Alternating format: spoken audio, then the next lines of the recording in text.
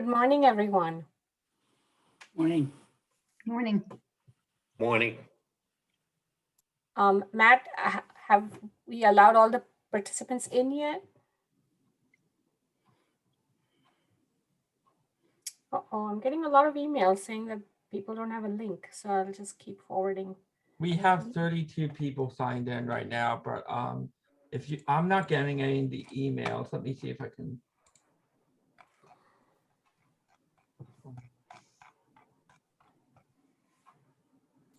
Do you want to resend it out quickly? Karen Dixit, I'm director of Jess's Training Institute.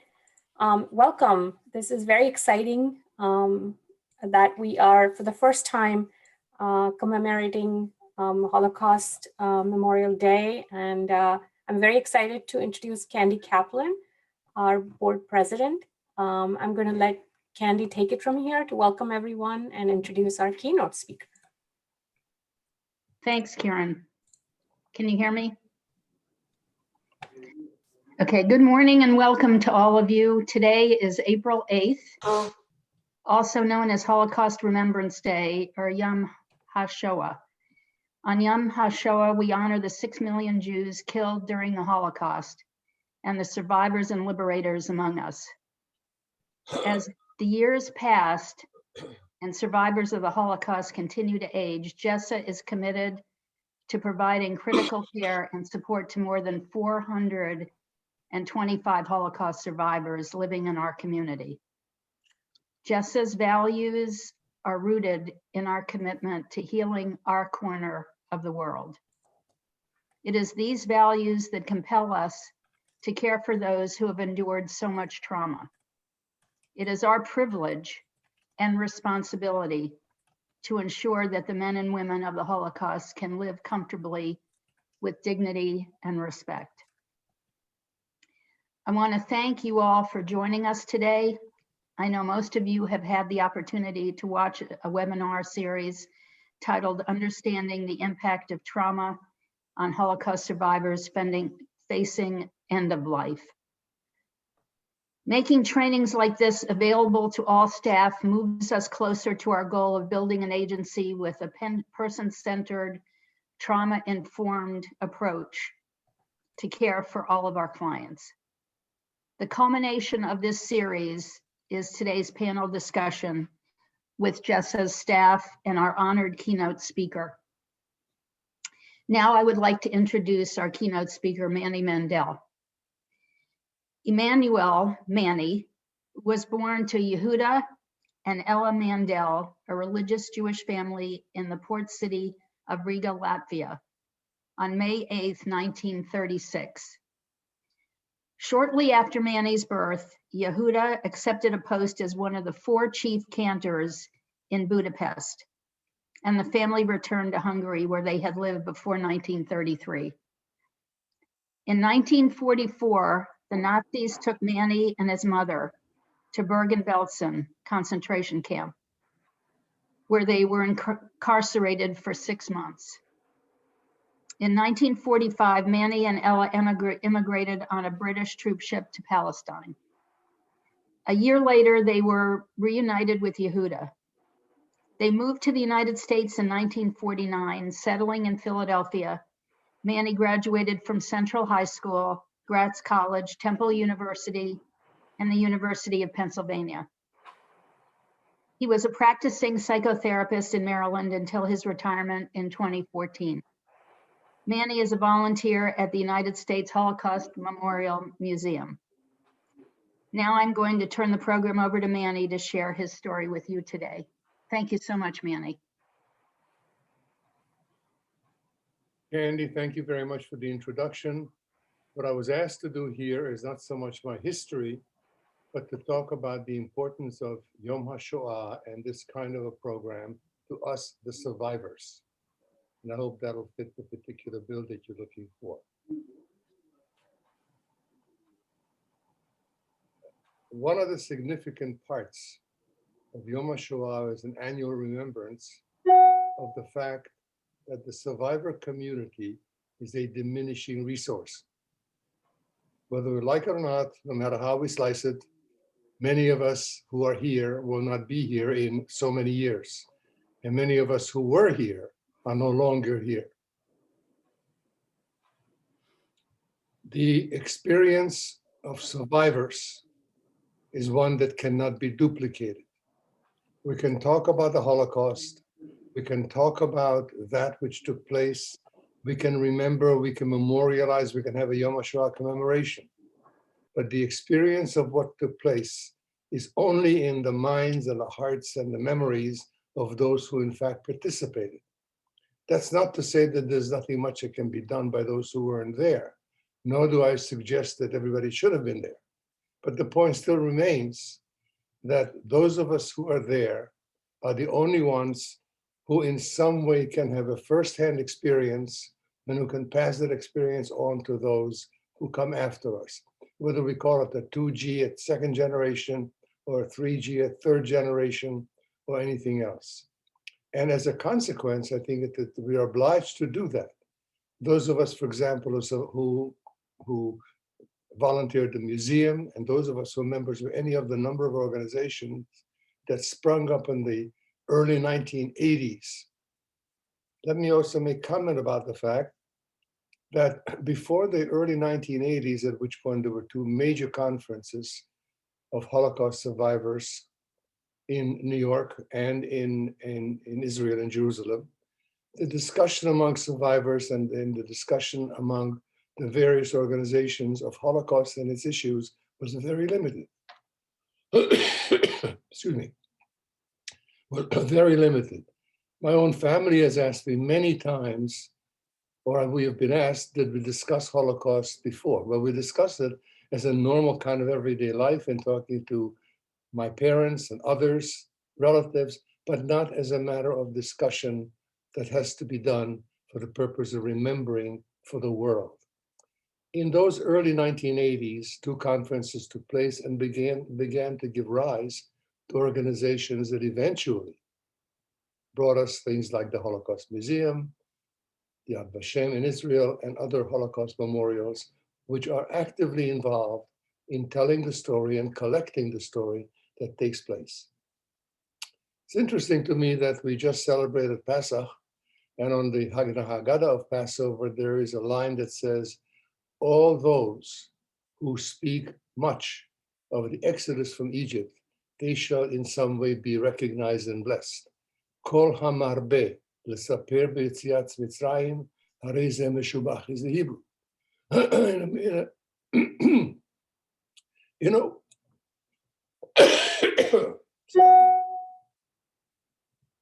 excuse me.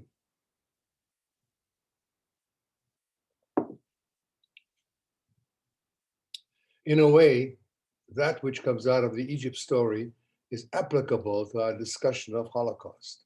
Those of us and those of you and those of everyone who takes it upon themselves to speak of the issues of the Holocaust, that's an important thing. Why? Well-known and in some ways becoming obscure philosopher, historian named George Santayana wrote 100 years ago or so that those of us who do not learn our history are doomed to repeat it, which I don't think means that there's going to be a Holocaust coming up in the next 10 or 12 or 15 years. I think it means that on general principles, the knowledge of where we come from is the only way that we can in some way design where we're going to. If we don't know where we've been, it's very difficult to make decisions about where we need to go. Santayana said that it's been a guiding light, at least to me. And I use the line in most every conversation that I have when I speak to groups, small groups, large groups, or when I lead tours at the museum. We can learn a great deal from the past as it applies to the future. If we don't learn the past, we make the same mistakes as we have made in the past, and in a sense, we are kind of treading water. I think it's terribly important that those of us who are involved in Holocaust education, Holocaust storytelling, Holocaust history, in any way that we can, imbue those of us who were not there to know something about what went on, because this was a situation that's unlike any other in the history of the world. Yes, we do terrible things to terrible people today. Genocides happen all over the world. But the Holocaust was the only state-sponsored annihilation of a group of people by identification of Jews, others as well, but mostly of Jews who lived anywhere they lived. Yes, there have been any number of terrible genocides in many parts of the world, but these are internal to the country, which doesn't make them any less painful. But there's a difference between, I guess, the country having its own revolution or a country bringing a revolution of this sort to the whole world, certainly all over Europe and in other parts of the world as well. History does not change. Unfortunately, many of us see to it, well, maybe not us, that we change history. We tell history as we see it or as we want to see it. That's evidenced by some of the current events today, about which I will not speak. But the point does remain that history is static. Our understanding of that static history and our dealing with that history in the future is a terribly important part of the responsibility of the community at large and the Holocaust survivors specifically. Survivors tell and retell the story and inform the second and the third generation about what took place. So people understand not just the severity and the death and the destruction and the terrible trauma that took place, but the history of what took place and how it could come about. Now, the conference that you're dealing with today has to do with trauma, and I was asked to retell you a particular trauma experience. I don't look at trauma as a 5-second kind of a lightning bolt. The trauma can be something that is there and in some way follows you throughout your life. It may impact your life negatively, positively, or not at all, but you'll remember. So let me take you back to the time that I was 5.5 years old. The introduction indicated I was born in Riga in Latvia. That's true, but I have no Latvian connections. I have no Latvian family. My parents were there because my father had a position in Latvia before he got the position that he really wanted in his life in Budapest. My father is from Eastern Hungary. You know it as Transylvania, and no, he does not know Dracula. My mother is from Southern Hungary, which is better known as Yugoslavia. My mother grew up in Yugoslavia, and in December of 1941, I was 5.5 years old. My parents decided to take about a week's vacation and go south from Budapest by train. And the three of us went down, I don't know, about 3 hours or so. I've made the trip since once, but anyhow, to visit with my grandparents, my aunts, my cousin, and so forth. It must have been a very pleasant kind of an excursion. We arrived and stayed with, my mother had 2 sisters in the city, and we stayed in the home of one of the sisters. And about 2 days after we got there, knock on the door in the morning, about 7:30, and in the door stand 2 police officers who, in my recollection, were very gentle and very courteous. My father recalled it differently, who said to us, ladies and gentlemen, you must dress warmly. Now, this is wintertime in December. It's not a blizzard. It's not 100 below zero, but it's cold. So they said, put on scarves and muffs and gloves and stuff. You have to come outside for a census. Now, please understand that the Nazi communications about census meant we want to know where you are at all times. So therefore, we will count you every 15 minutes. That's an exaggeration. But we do a census every 10 years. They did a census every time you sneezed. We go outside to the street, and others also are lined up on a sidewalk. We are told by armed and dog-equipped guards who didn't bother us, but they were there, to turn left and to start walking. And I remember very clearly that I walked for a long time. I walked, my mother carried me, my father carried me. I'm 5.5 years old, I'm a little guy. And we arrived at a place which I peculiarly recognized. We were on a sidewalk in a certain part of the city. On our left was like a 7 or 8 foot stockade fence, and on our right was a main thoroughfare. What was going on? Nobody, and I mean nobody knew. We're lined up and we're marching, kind of, not marching, but ambling forward towards the gates of in the fence that were open. Now, please understand the reason I recognize this place is that in European cities where there's no ocean and there's a river or a lake, people make beaches out of that in the summertime. And perhaps 3 or 4 months before December, in August perhaps, I was there before for a small vacation at my grandparents' house. And we went and we played in the, in the sand. I was 5 years old, I suppose. And it was a very nice place with restaurants and amusement parks and other kinds of things. So I recognize having been here. But why we're here now, I have no idea. And nobody else did either. As we are marching, or again, ambling towards the gate, we notice that people make a left turn into the gate. And we know, I mean, I didn't know, but I was told that 300 or 400 yards from that point was the Danube River. Now, the Danube River at this time in the winter is frozen. However, that morning, they opened up the ice with cannon fire, and the 3 feet of ice were available, and people were taken there. Now, we still didn't know what was going on. As we're marching towards this gate, there's a police officer on the right standing and saying to my father, "Mister, what are you doing here?" My father didn't know what to say, but he said, "I'm here visiting with my family." He said, "Well, that's fine," he said. "That's not my concern. My concern is that I know you're not from here. And if you're counted in the census, which he believed was a census, you'll mess up the numbers." "How do you know?" my father asked. He said, "Well, I'm a foot patrolman in the neighborhood where you live in Budapest. I've seen you on the street dozens and dozens of times. I recognize you. You were going to offices or to the pharmacy or to the grocery store, whatever you were doing. And I know that you don't live here in Novi Sad, but in Budapest. Please step aside," which we did. He didn't know, and we didn't know, that he saved our lives. We stepped aside, and within seconds of the stepping aside, a staff car came down the main road. The uniformed officer stepped out, had a powwow with his buddies, and got on a microphone on a bullhorn and said, "Ladies and gentlemen, the requirements of the census have been met. Go home." It was a startling piece of information, not because it was dangerous, but why was this going on in the first place? He said, even to be nice, there's a school a block from here. There's hot coffee and chocolate available to you, should you wish to have it. We didn't wish to have it. And the first thing we did is go back to my aunt's house, where my other aunt, my mother's other sisters, calling all day saying, "Where were you?" We tell her. And she says, "Well, that's interesting. At 7:30 in the morning, 2 police officers came to my door, said they had to do a census. They asked me 3 questions. I offered them a cup of coffee, and they went bye-bye. They did not take me out to the Danube."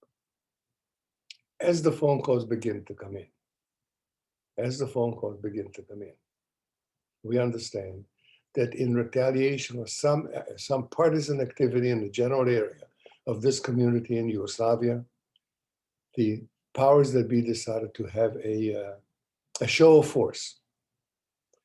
All those folks, over 1,000, who made that left turn through the gate, who went to the Danube, were shot, mostly in the back, into the river, never to be found downstream where the water may have been, where the ice may have been thinner, or next March when the river thawed out.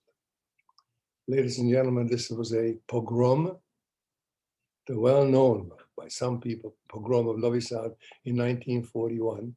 It's a show of force, something that they could do, and there's nothing we could stop. Now, the point of this brief episode to you is to tell you that here I am, a boy who had no understanding of what was going on, and the adults had no knowledge of what was going on until they found out. And in many ways, although the trauma doesn't affect people by having nightmares or hearing sirens or not being able to sleep, this is also 80 years ago almost, I have clear recollection of an event that took place in my lifetime, almost in my eyes, which was traumatic, and in some ways has given me some information about the behavior of some people against other people that has lasted me all of my lifetime, and I'm going to be turning 85 in a couple of weeks.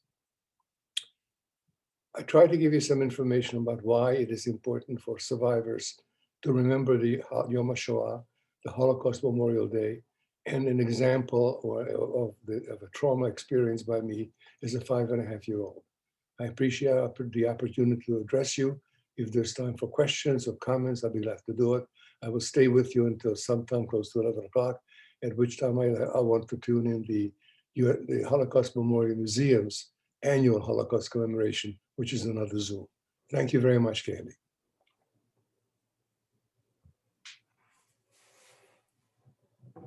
Thank you, Manny.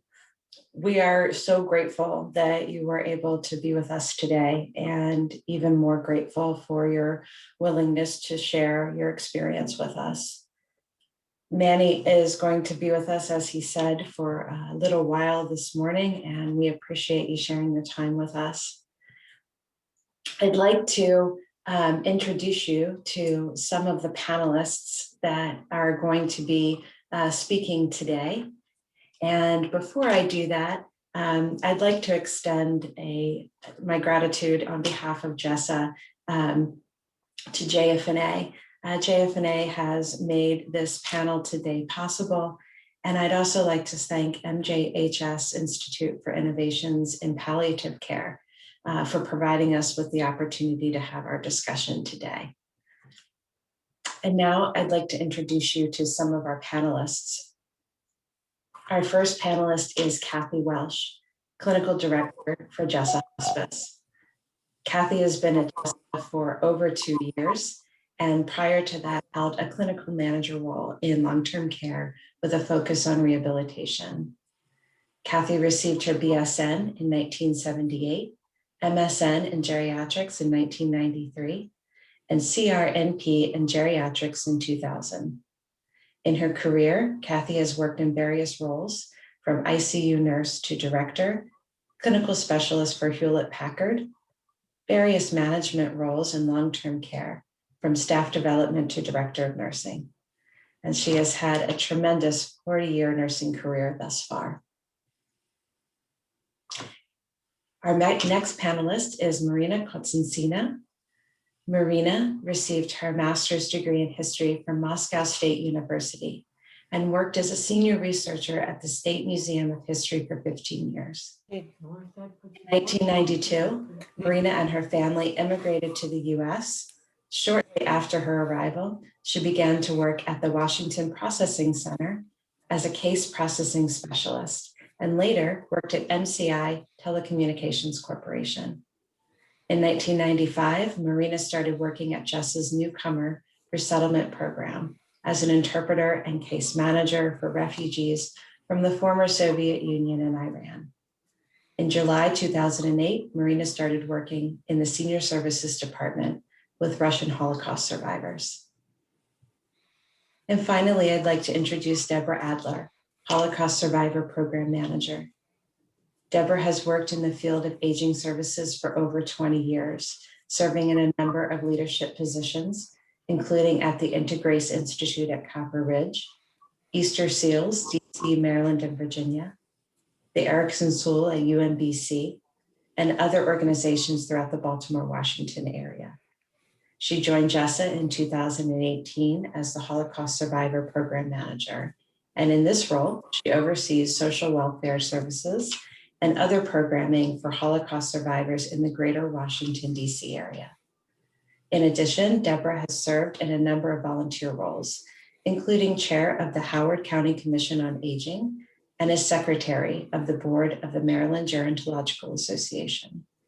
Deborah holds a BA from the University of Pennsylvania, an MA in Russian Aryan Studies from Georgetown University, and an MBA from the University of Maryland. And now I'd like to turn it back over to Kieran, who will introduce the rest of our panel. Thank you so much, Debbie. I'm very excited that we are doing this and that we have such a not only talented but qualified bunch of panelists. So once again, I'm Kieran Dixit. I'm director of JESSA's Training Institute, and I'd like to introduce Arnold Eric Pattison.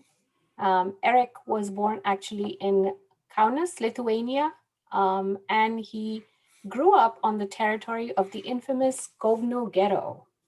He's the son and grandson of ghetto survivors and Jewish underground resistance partisan fighters. He is a lifetime student of the Holocaust history. He moved to the United States after service in the Israeli army from Soviet Union at the age of 16. And after Israel, he moved to the US. So welcome, Eric. I'm so glad to have you with us. Thank you. Next, I'd like to introduce Arlen Gaines, who is the clinical manager at Jessa Hospice. Arlen received her Master of Social Work from University of Maryland with specialization in aging, and she has an advanced certification in hospice and palliative social work. She is in her 13th year at Jessa Hospice and has developed a specialization in supporting adults and children with special needs around grief and loss. She's the co-author of the award-winning I Have a Question series, which addresses complicated topics for children, inclusive of kids with special needs, including I Have a Question About Death and I Have a Question About Cancer. Welcome, Arlen. I'm so glad to have you here. Thank you, Karen. And last but not least, Rabbi David Rose. A native of Toronto, Canada, Rabbi Rose was ordained by the Jewish Theological Seminary.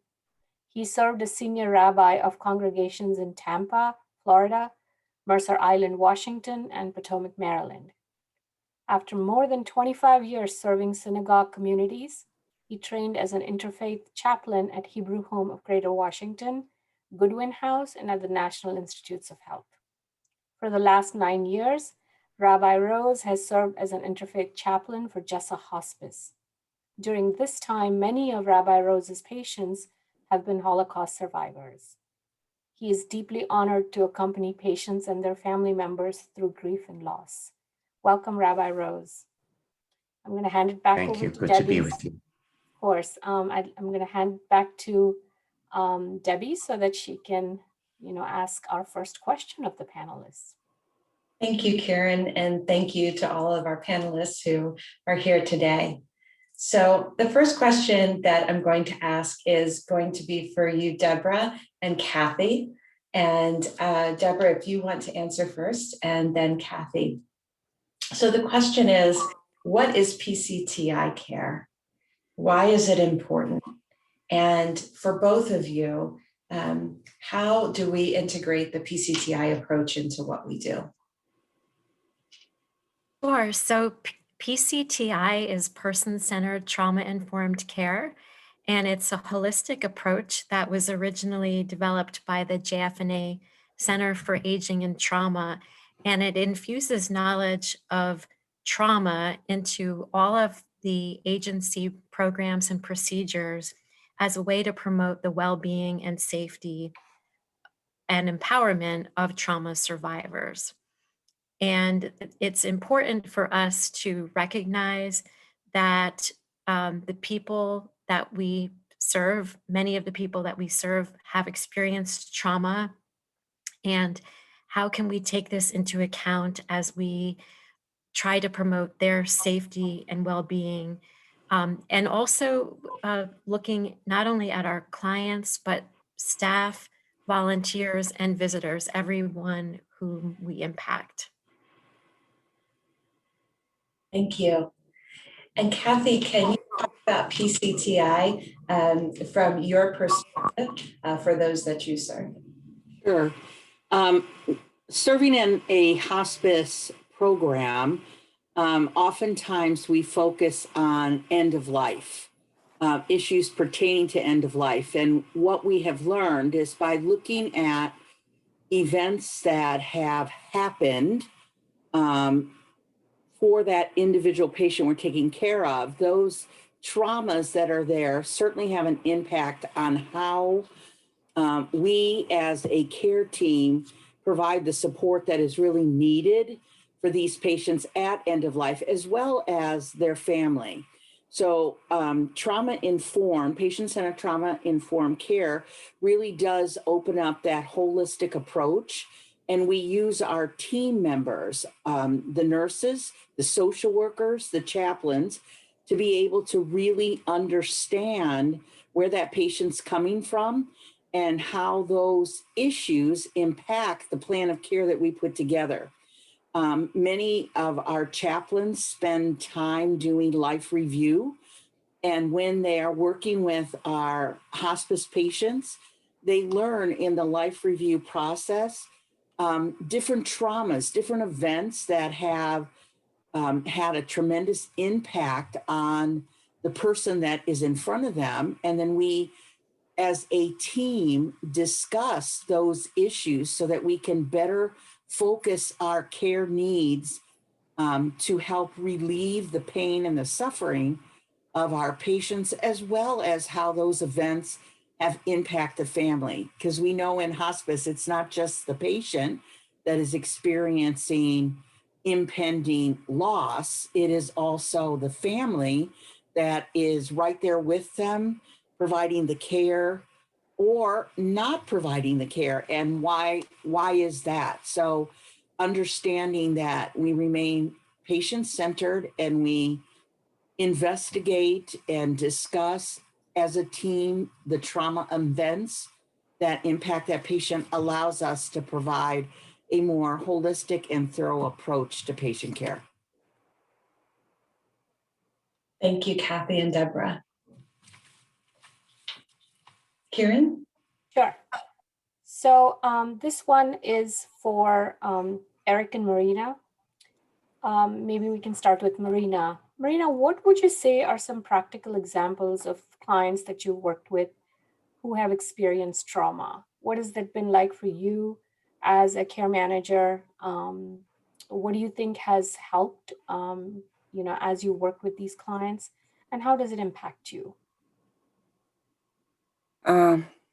I'd like to tell you the story of one of my clients. She was one of the first, I think we started working in 2008.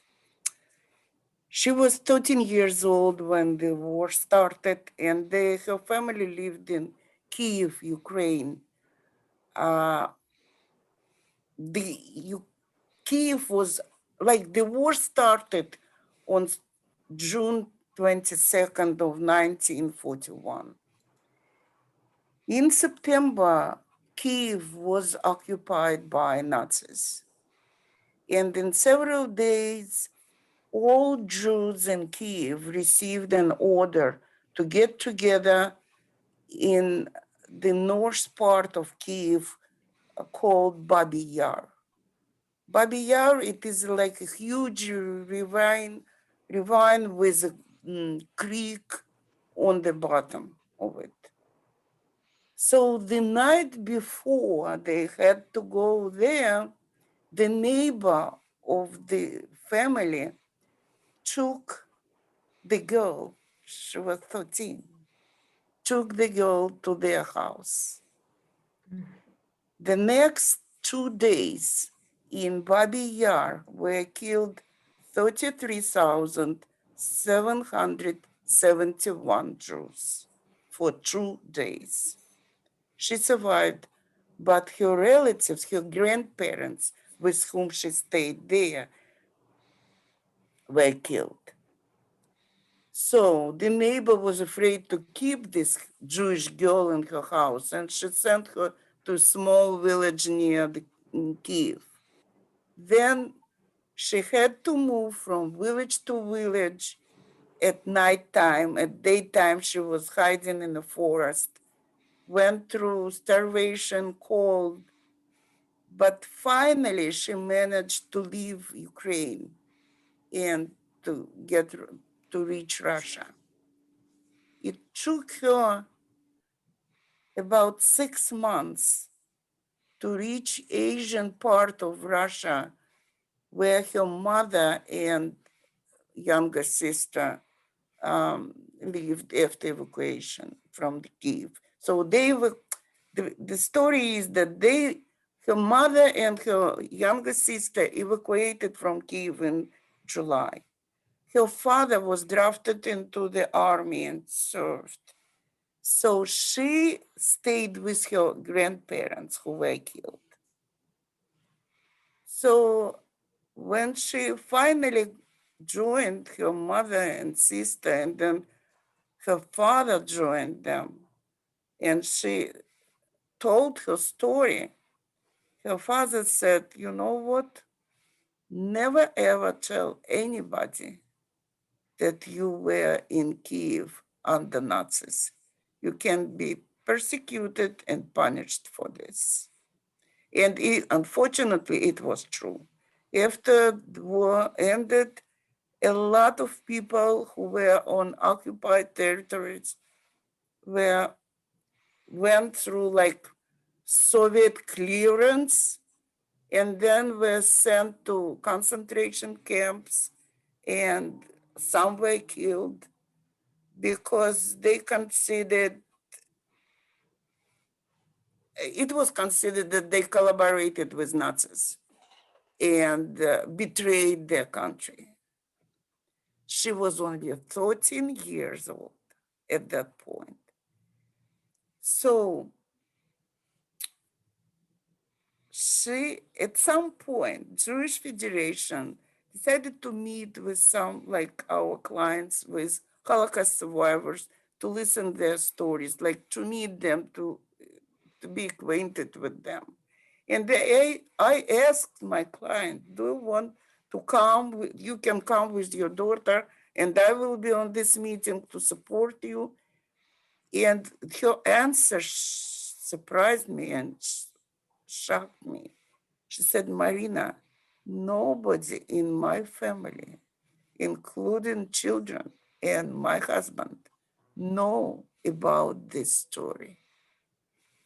I never ever told them that I was for about 3 months on occupied territories. So she kept her secret, and this fear of being persecution the whole life.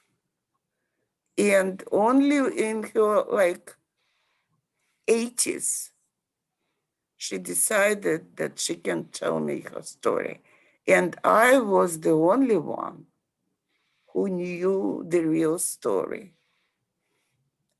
You know, it is amazing. It is like that she chose me to keep, she gave, like, told me this story, and I'm the only one who knows this. She passed away several years ago, and I keep this story. I keep her secret, and I will keep it till I am alive, like until I remember it. And I think about her very often, about this life that was like uh, impacted by these 3 months of her life. And she kept this, and it is very hard to keep such kind of secret. And I hope that the fact that she told me this somehow relieved her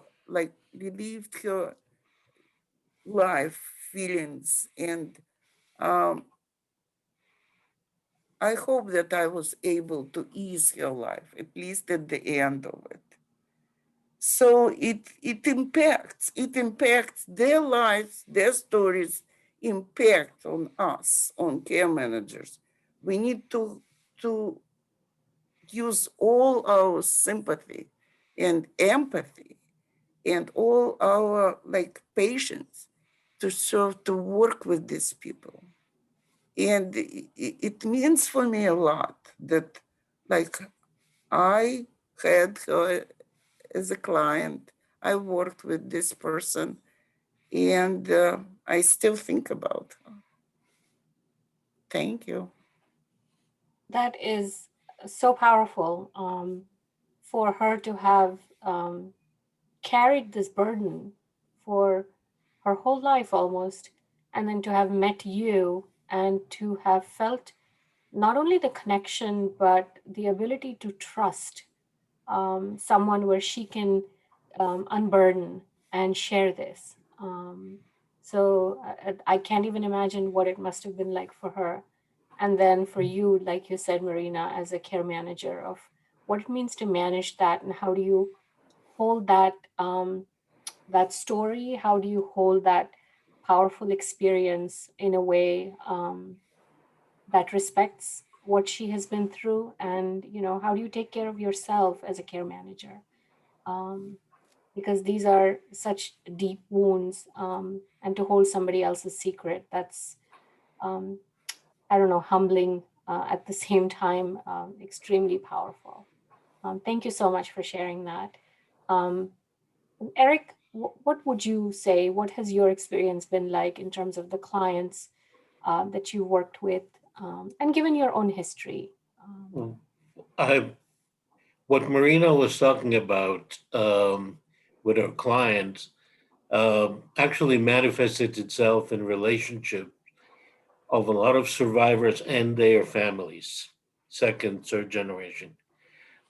It was something that even described as a conspiracy of silence, where the survivors were not telling their stories, um, thinking they were so horrific that their children or grandchildren wouldn't be able to handle it, or they wouldn't need to hear that.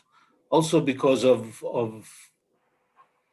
survivor guilt of their own, that they did survive while a lot of their families didn't. Uh, a the second generation, the children, also were not really afraid, but didn't want to question or interrogate their parents, grandparents, and so forth about the experiences in order not to rekindle, as we said, trauma, to bring it up afresh. My personal experience was different because I was surrounded by survivors, literally in my own family and with their friends, pretty much every day. I was born in Kaunas, Kovna, city in Lithuania that was where the infamous Kovno ghetto was created. Later, it was turned into a sort of in-home concentration camp. Um, 29,000 of the Jews of the city were confined in a small area.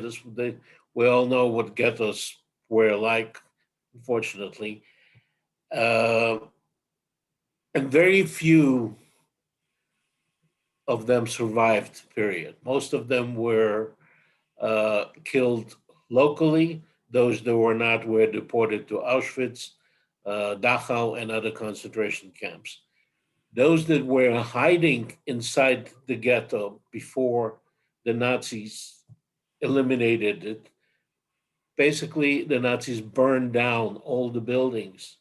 I still have the picture in my mind of desolated area, and what is standing there is strictly leftovers of chimneys because the buildings were wooden and all the structures burned. What survived were just, if you can imagine, a field of standing chimneys, and that's all you see. Um, my parents, my grandparents were in the ghetto. Without getting into many details, my grandfather and my father and my mother, in a way, were in the resistance movement against the Nazis. They escaped, that it was a daring escape, and they joined the partisans in the forest and they fought them till the liberation. I knew all the stories. I thirsted for those stories. When I walked the cobblestone streets to my school, I imagined the columns of men, women, children. They were being herded towards their death to a place right outside town, what's called the Ninth Fort, pretty much like a Babi Yar in Kiev. The Ninth Fort is known by a place of executions that over 80,000 Jews, not only local, but brought back from other countries, from as far as France and Belgium, were executed.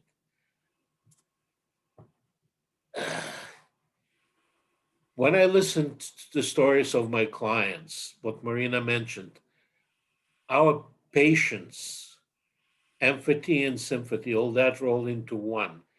It's something that gives them not necessarily hope. They had hope and they survived through hope and perseverance. but it contributes to their daily dignity. When we hear the stories, and they're able to tell the stories, they affirm their life, they affirm their survival. And as Toby, during one of the webinars that she said, that she was asked, do you want revenge for everything you've gone through? And her answer was that our best revenge is that I have children, grandchildren, and great-grandchildren. That is our best revenge. And this is something that was conveyed to me by my parents, my grandparents, that saying, you, your children, their children eventually is our victory. The fact that we're able to listen to their stories, that in itself is a tremendous help, and the contact that we have with them. In today's situation of COVID, their trauma is magnified in many different ways. If you take a particular things, let's say there was a food insecurity, not knowing where the meal would come because they couldn't leave their homes. So our ability to talk to them and provide maybe Meals on Wheels or other things definitely helped, tangibly helped. They also have a fear by watching the news. And here it's another moment. Most of them are Russian speakers, and they watch the news in Russian. However, most of those programs are directed from Russia itself. And they're skewed totally anti-American. And they're showing the worst possible situations. When they portray the riots, when they portray our clients is saying, is it going to be another pogrom here? That's another trauma that's coming through. So the ability of us as care managers to just to ease their daily life is a privilege. Thank you. Thank you, Eric. And you are so right in terms of what it means individually for clients to have their stories retold and how perhaps healing that could be for some.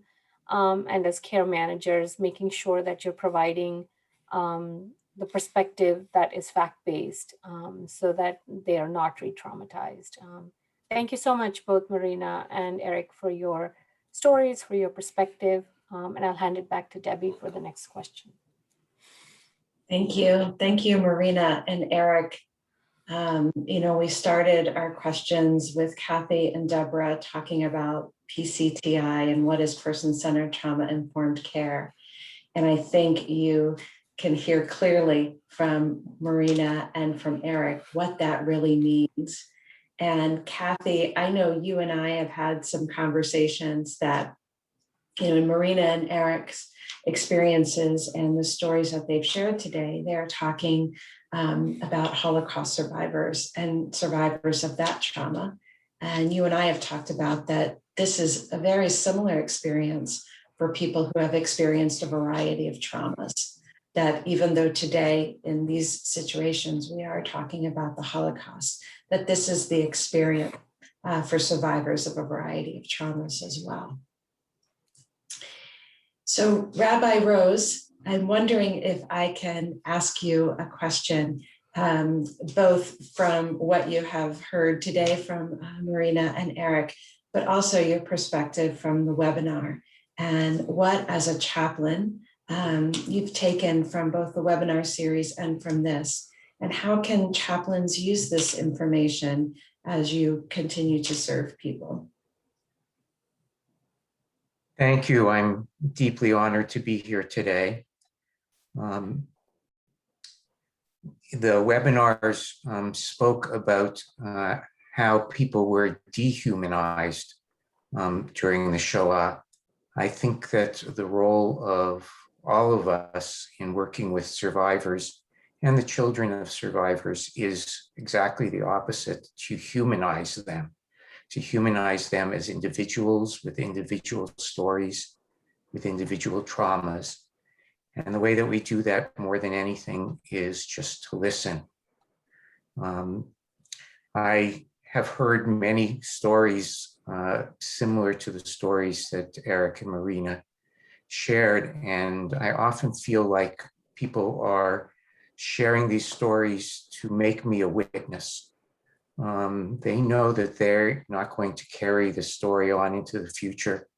In some families, they have shared the stories. In many, many families, in order to protect their children from the trauma, they've not shared the stories. And along comes the chaplain or someone else, social worker from hospice, and out comes a story. I'm reminded in particular of a patient that we had some years ago, who every time a social worker, nurse, chaplain from the hospice were with this individual, he would start crying and was trying to tell something and couldn't get anything out. And the reaction that I had to him and many of our staff had to him was to share with him all the wonderful things in his life. He had survived the war, had a new family, had 14 grandchildren, great-grandchildren, had a successful business, was an Israeli war hero. We wanted to ease his pain. And so time and time again, we responded to his crying with sharing the accomplishments of his life. And one day, I don't quite know why, but I chose not to do that. I just held his hand and let him cry. And all of a sudden, he spoke clearly and said, "Rabbi, I need to tell you about the day I arrived in Auschwitz." And for the next hour and a half, this man described without stop the scene that he experienced on the platform of the train at Auschwitz, down to the number of clouds in the sky, to the smell, to what was happening with the dogs, with the Torah scroll being grabbed from someone and thrown into a fire. And I just couldn't do anything but sit and listen. It was, I think, it was incredibly painful to hear his story and to hear such detailed description. When he was done, he thanked me. I went on to the next patient of the day, carrying this story as a witness. I was a little surprised, but when I thought about it later, not all that surprised that the nurse who arrived the next day did not hear him cry. And the social worker who arrived the day after that did not hear him cry. He didn't cry again. He needed to share that story. He needed a witness to that story. His family had never heard it in such detail. He did give me permission in this case to share it with his family.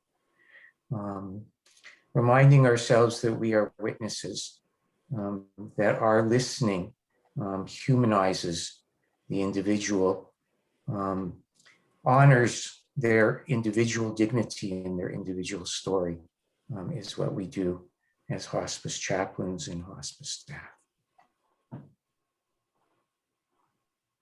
Thank you.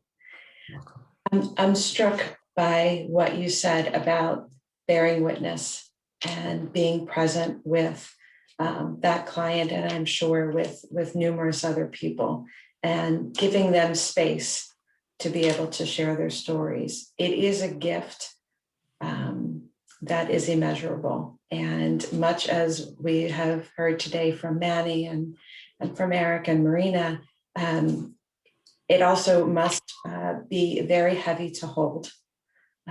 How do you care for yourself, and what would you recommend for chaplains or social workers, volunteers, families who are holding space and bearing witness to take care of themselves as well during that process? Good question. I'm not sure I have a complete answer because I'm still very much working on that.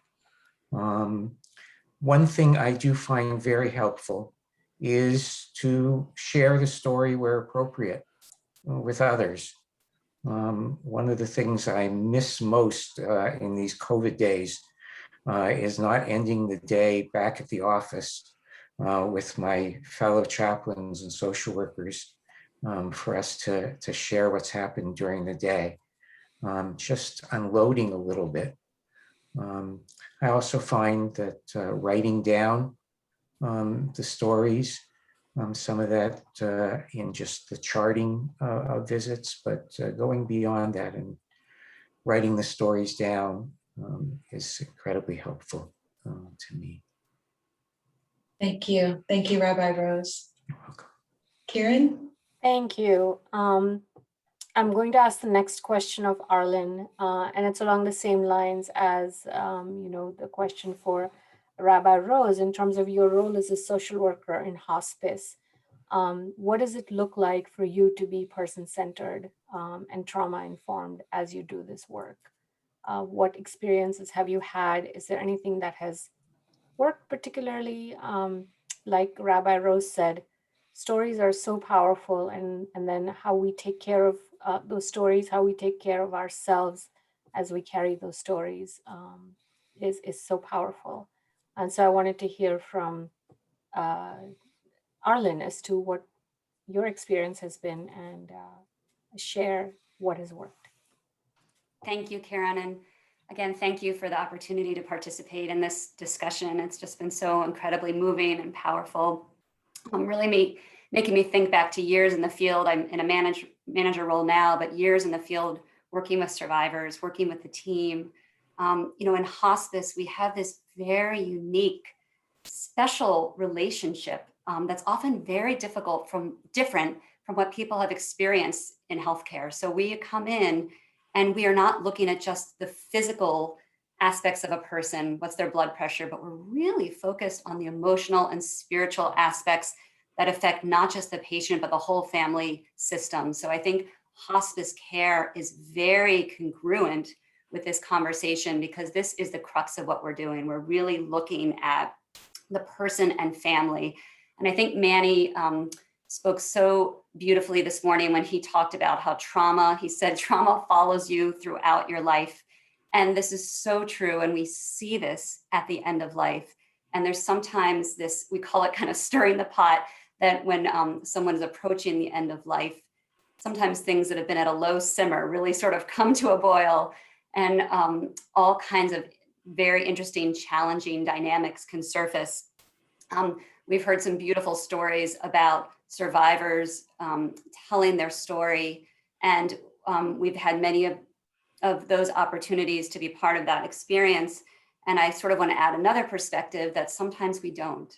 And sometimes that we're coming to the experience, to this time we're caring for a patient who was a survivor and they have advanced dementia and they can't tell their story anymore.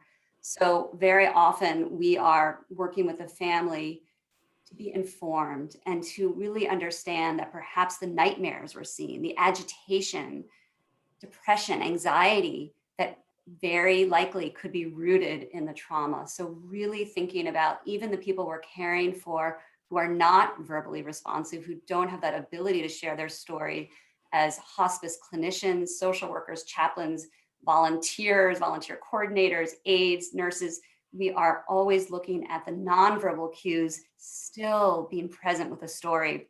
And I can think of one really interesting example. One thing that really resonated for me in this webinar was this concept of the glass floor. I actually hadn't heard that before. I've experienced it as a clinician, but it was a new term for me, this idea for second generation children of survivors, how they may be living their life day to day in the here and now, and going about their day, but that there's always this idea of a glass floor and the trauma is still present below. And it really made me think of a time I was caring for a woman who was imminently dying. She was a survivor. She had dealt with terrible nightmares. She had not been able to talk to us. She wasn't verbal, but she would call out at night. And I remember sitting with her daughter, and we were looking out the window. There was some construction going on in the facility outside, and there was a ladder, and there was someone kind of climbing up the ladder. And her daughter said, you may just see a ladder, but through my mom, I was always associating various items with unthinkable violence. And if my mom could talk right now, she would look out the window and look at this ladder and say, oh, if it was the Nazis, they would knock down the ladder and the person would die. And she said, I look at a ladder and I think of death. And this is what I carry. And this is the secondary trauma that we see. So even though this patient couldn't tell her story, we feel her story through her daughter. So just a little example of how hospice clinicians can still be present, even if people can't share the words. We're very, very attuned and focused on dignity, as David talked about, listening. Thank you, Arlen. And yeah, based on what we heard from Manny and from Eric and Rabbi Rose, trauma is so vivid. And regardless of the number of years, the details remain with you. And then when that is shared, what it means for the person holding on to that story and how you carry it with you. It's so powerful, and it's kind of our life's work almost. To come to terms with that and to manage that in a way that's healthy. So the support that you guys provide to those, especially at end of life, I can't even imagine how powerful that must be and how moving. So I think part of the work that we want to do as an agency, as JESA as a whole, is move more towards being trauma informed and remembering to ask, what have you been through? What has happened to you? Rather than why are you behaving this way or why are you so strange? And so simply being trauma informed can just be wondering about what happened when a person is behaving in a certain way or reacting in a certain way. And so that we're not being judgmental and we're not being accusatory. So thank you for that. And I'm going to hand it back to Debbie. So thank you all for talking about your own personal experiences and experiences that you have working with clients. I'd like to take us back to the webinar. And this next question is for any of the panelists. So anyone can feel free to answer, and then we will just have others join. So I'm wondering if you can think back to the webinar, which was so powerful and so moving, so much so that we have shared it organization-wide and created this panel discussion. Are there one or two points or moments or experiences that you had watching the webinar that were perhaps most impactful, and would you be willing to share that with the group? So I want to talk about the concept of parentification that Arit Felsen brought up. And basically, the way I understand it is that when parentification happens, the parent and the adult child switch places, and the child becomes the parent to the parent. And what happens in cases with trauma survivors is that the adult child feels that the parent has suffered enough in his or her life, and they feel this responsibility, the child feels this responsibility that I don't want my parent to suffer any more. And I'm going to do everything I can to protect my parent from experiencing any hardships. And so we see at the end of life, these adult children become advocates for their parents in a way that goes way beyond what someone who isn't a trauma survivor experiences. And that's when we see people really being really hard to work with and to make it challenging. And I think we have to just keep reminding ourselves why this is going on. It's not because the adult child wants to be difficult.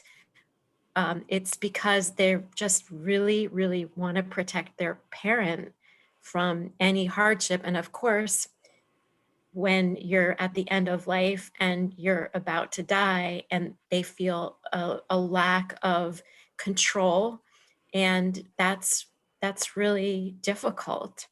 So I think that that's something very important for us to recognize. If I can add a little to that, Deb, I absolutely agree. And what we see often, the normal processes that occur at the end of life, such as the body shutting down and lack of desire to eat, these are issues, especially with Holocaust survivors. Their children have such difficulty with the concept of not feeding, of not sustaining life through nourishment, because they're re-experiencing what their families had told them, that when they were in camps or in the forest, they didn't have food. They went days without eating. And at the end of life, even though that's a normal, acceptable process, the children have such a difficult time with the fact that we're saying it's okay not to feed. It's okay that they don't eat. And the education, the re-education, the support that the hospice team gives to these children is a repetitive process, because every day they suffer watching their parents decline, and it brings up memories of all the stories that their parent or parents have told them. So it does make it very challenging for the care team to be able to provide what's needed for this patient at the end of life. And it also very much makes it a clear point that we don't just care for the patient, that we have to care for the entire family and help them walk through this process, educate, but walk with them as their loved one's life is ending. It really requires a new focus for the children, the adult children going through this. They've looked at their parent as a survivor. They've called their parent a survivor. And now their parent is not going to survive. And so a whole reframing needs to happen. And as Kathy just said, it needs to happen over and over again to help the family members to cope with the changes that are going on in their parents. So often we also have children of survivors, like many of our children of patients, but even more so, tell us, do not tell mom or dad that they're going to die, that they're going to be in hospice. People know, the patient knows that they're dying. They feel their strength waning. They feel their changing body. And yet, just that word seems particularly scary to people. We had a case where the patient entered hospice unconscious and not aware at all. And the daughter was insistent that we never tell mom that she was in hospice, which wasn't a big deal when the patient entered, but the patient got significantly better. And we started having conversations with the patient, and we were all being very careful not to tell her that she was in hospice, because the daughter kept reminding us, don't tell her she's in hospice. And one day I'm with this patient and she takes my hand and she says, Rabbi, am I dying? And I answer her honestly and explain that she's in hospice and that's why I'm seeing her and that she's dying. And she looks up at me and she says, okay, but please don't tell my daughter. Both sides were just trying to protect each other. Mhm. Thank you, Rabbi Rose. It's interesting whether it is the perception of hospice, the implication of hospice, and sometimes the misperception that it's a place where you go to die. So thank you for clarifying that, she actually came out of her state of unconsciousness, and the honesty with which, you conducted yourself with her. And perhaps that was very relieving.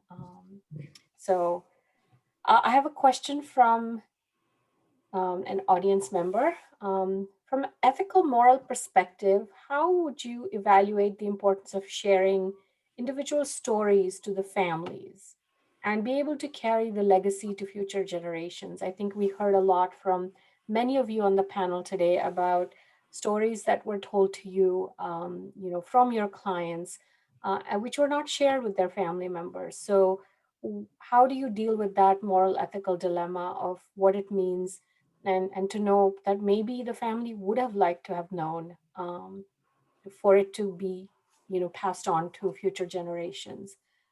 So how do you manage that? What do you do? Are there any instances of how you have perhaps made a decision in conversation with the client, or maybe it was too late? How does that all play out? I'm happy to jump in. That as hospice social workers, we're always looking for opportunities to facilitate communication. And we can come in with this expertise around family communication at end of life. So when possible, we try to see if there are possibilities of facilitating these kinds of interactions, because it can be very powerful, I think, both for the family to hear these stories and for the person to share them. So I'll just add that we will certainly look for those opportunities and try to facilitate those in a way that feels like works for everyone. Thank you, Arlen. If, That makes a lot of sense. Sure. If the patient has, I would ask the patient whether we can share that story. And if the patient has said, no, I don't want you to share that story, I would also ask, after your death, is that a story that I can share with your family? And sometimes have been given permission to do that. Sounds like there could be many opportunities or many ways in which you could approach this issue, so that you have the client's consent and understanding between facilitation and seeking permission. That makes a lot of sense. For those that are in the audience, if you have questions, please feel free to put into chat or in the Q&A so that we can ask those of the panelists. As you think about, the webinar series, which was so powerful, and what resonated with me was the way it was laid out, that we had, the background and the perspective about the Holocaust, and then we had a story from, Ms. Levy, who spoke about her experience as a Holocaust survivor, and then going on to Dr. Felsen about, the psychological implications in managing trauma. And I know Rabbi Rose mentioned the dehumanizing concept of what made it easy for the Nazis to annihilate Jews in such large numbers. So is there, what does it mean as you, learn from this webinar about the responsibility some of the children of trauma survivors? How does this play out? Does anybody want to jump in from the panel about what you've experienced as you've spoken to some of the children, knowing their parents' stories, knowing their family stories, and how does that play out? Deborah Adler mentioned, kind of the impact it leaves in the advocacy angle. Is there anything else that you feel like is carried over in terms of second generation trauma? I'll jump into that as somebody of second generation. Maybe not exact answer to your question, but I'm going to describe a real life situation. Uh, Here I am in 1983 in New York, driving to my office, listening to a radio program. And during the radio program, they are talking about a Nazi criminal from Canada that was deported to Germany. And his name was Helmut Rauka. And at that moment, I had to stop the car, pull over, because I couldn't drive anymore. One of the reasons were that this SS officer or Gestapo official from Kovno Ghetto personally interrogated my mother, who wasn't even 13 at the time. And he was deciding whether she was Jewish, whether she should be released from the ghetto, or she should be put in a column, those that were condemned to the 9/4 to their death. And here it is, a 13-year-old, not even 13, she was 12 and a half. She had the foresight, she had the courage and the ability to convince this brutal Nazi during an interrogation that she wasn't Jewish. She was helped by the fact that she didn't have the features, that was helpful. She was helped by the fact that her language, she spoke perfect Lithuanian, Polish, and other languages. She also had, fortuitously, as she was going, hiding through different villages, an old lady gave her a crucifix for luck. And she produced that as evidence that she wasn't Jewish. Um, and here I am in the middle of New York, and my mother's life impacts me right there. And at that time, luckily, my mother was still with us, alive, and I discussed it with her. And the fact was that this Nazi criminal, who was personally responsible for over 10,000 deaths, he was like the Mengele of that ghetto, saying right, left, right, left, right, left. He actually died in prison in Germany of a stomach cancer. But their life, the life of my parents, my grandparents, their trauma transcended to me. And uh, at some time, I mean, as you mentioned, I was a soldier in the Israeli army. I had my own war in 1973. I was injured. I had PTSD from my own. But what really helped me to deal with it was the experiences of my parents, my grandparents, because I was saying to myself, what I'm going through now is nothing in comparison to what they went through. And that really gave me the power and the ability to overcome those problems, those thoughts, this my own PTSD. And even today, when I talk to my clients, especially under COVID, when I don't see colleagues, which are extremely helpful, our group of people, our senior services, our Holocaust survivor program is so vitally important. And the people that work there are, truly paraphrasing the thing, are really heroes by doing what they do every day. But the client trauma does transcend to us. And what's helpful for me to deal with it is when I'm home, I talk to my family, my wife, my children, my daughter, who's just beginning her way as a therapist. And those discussions, HIPAA compliant, actually is really very, very helpful. Thank you.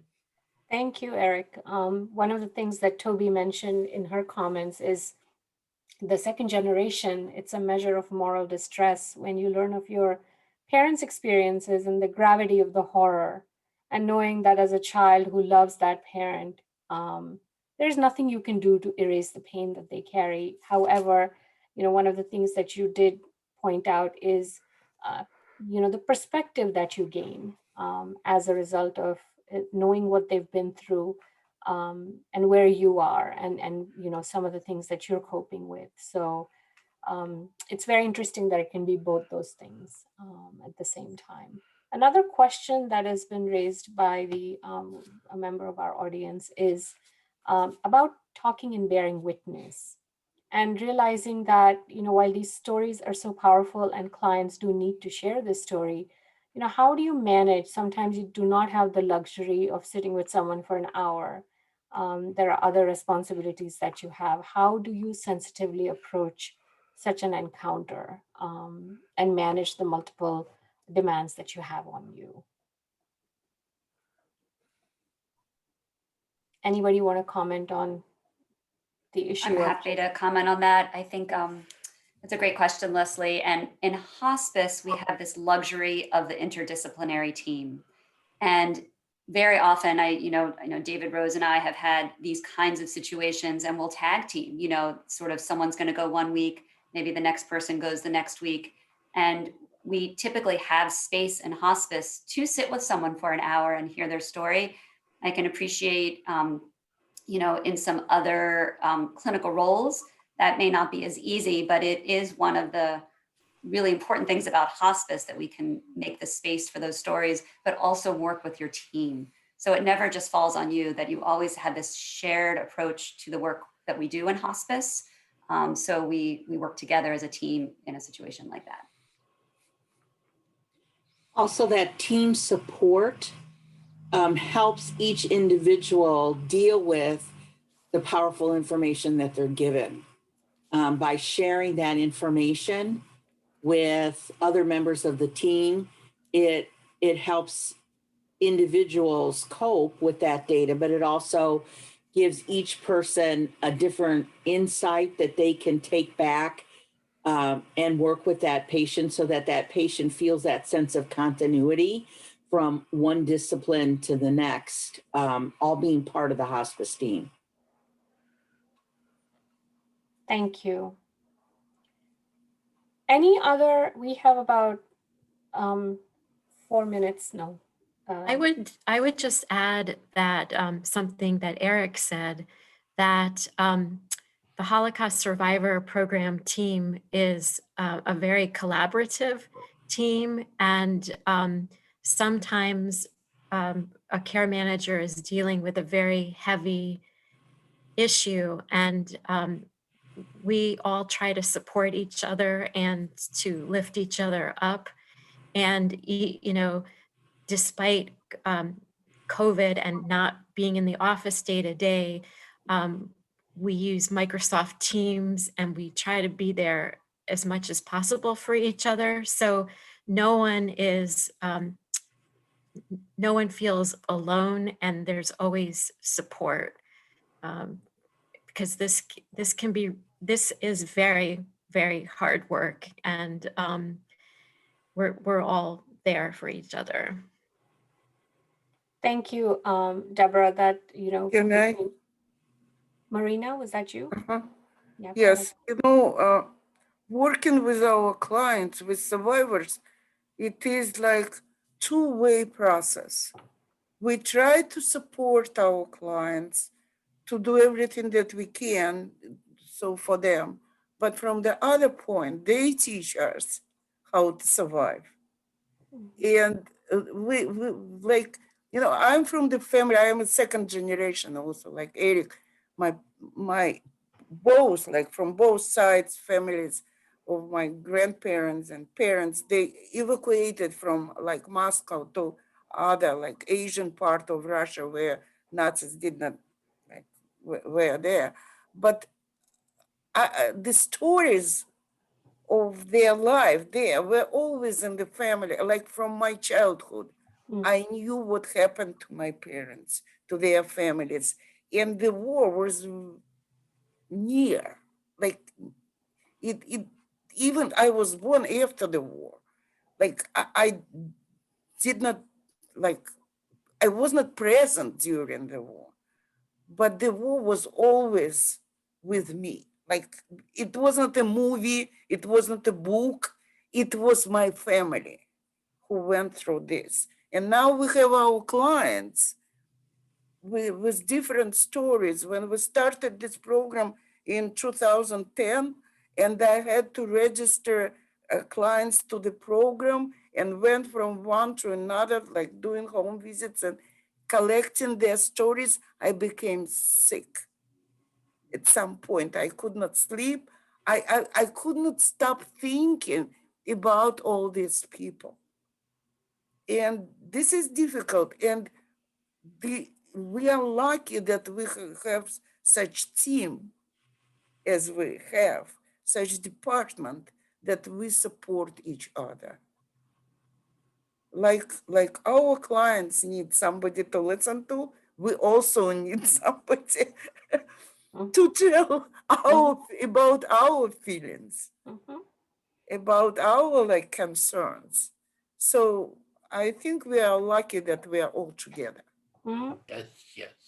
It sounds like both in the hospice program, which is very team-based, and the Holocaust Survivor program, which is also very team-based, the importance of support from colleagues, from supervisors, and understanding what a profound impact the stories of your clients can have on you, and you know how you manage yourself and how you engage in self-care by getting support from each other, because it's such a shared experience. And that's so impactful. So, you know, I know that there are many stories to tell. There is so much more in terms of conversation and engaging with each other that we should be doing around this. And I hope that this is the beginning of, you know, a way to commemorate what has happened, to learn from what has happened, and to determine ways in which that as an agency, we can continue to have this person-centered approach that is also trauma-informed and support not only our clients, but also all of us in this journey of work and engaging with human beings with compassion and kindness. So I wanna thank all of you from the bottom of my heart for willing to be here today, this morning, to be present and to share. This is wonderful that we have this collaboration. I really want to thank Deborah Adler and of course Debbie Hedges for bringing the webinar to us as an agency, and then having this be culminating into a panel discussion where we talk about what it means to each one of us in our roles, what it means to each one of us as a professional who continues to do this work that is so raw and so powerful. So I want to thank everyone. I want to give Debbie Hedges the opportunity also to thank all of you today, thank all the participants who joined us this morning, and take it from here. Thank you. Yeah, I just wanted to express, I don't even think I can do it in words, how deep my gratitude is for all of you and everything that you do every day. I imagine that it is infinite, the number of lives that you have touched, given the ripple effect of what you do. And as we've talked about today, it is hard, heavy work, and you all do it tremendously well. So thank you. Thank you for all that you do for the clients, for their families, and for each other. And thank you for being willing to come today and talk about it as part of the panel discussion. And again, thank you to all of the participants for joining us today. And I want to give a shout out to Matt Wagner. Thank you, Matt, for your technical support. There is no way this could have gone through so smoothly without walking us through it and paying such good and careful attention to all the details. So thank you so much. And hope you all have a wonderful rest of the day. And we look forward to seeing you at the next training opportunity. Thank you all. Thank you. Thank you. Take care. Thank you. Thank you. Thank you.